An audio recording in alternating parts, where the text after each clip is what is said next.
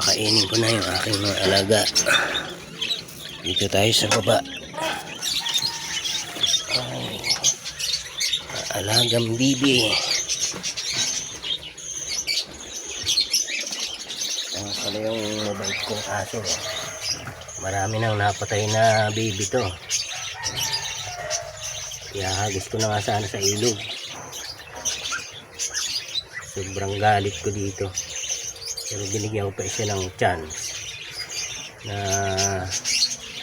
huwag nang uulitin. At pag inulit mo, ang mangyayari sa'yo, mabait naman siya. Kaya lang ay kurhisyo.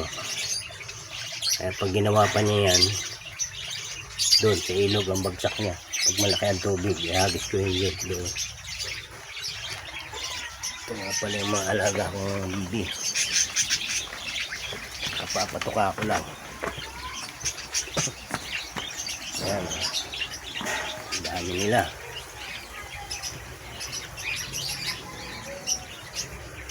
Ang bumaha ng malaki. Inabot tong aking kulungan. Muntik ng maanod. Kaya inaakyat ko yan dito. Sa second floor. Ayan, may second floor ako dito.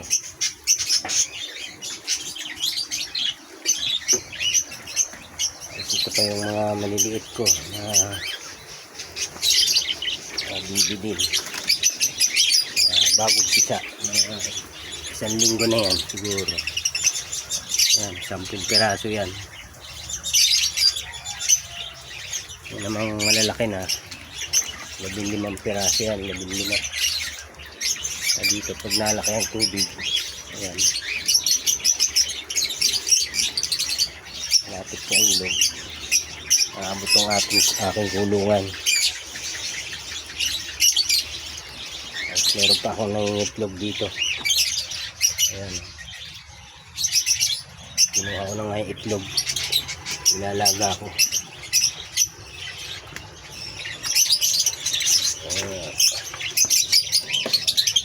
Uy, alis ka na dyan. Wala ka ng itlog dyan, kinuha ko na. Doon ka na, doon ka na.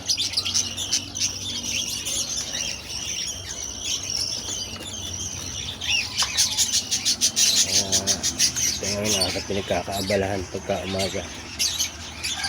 Libang-libang lang.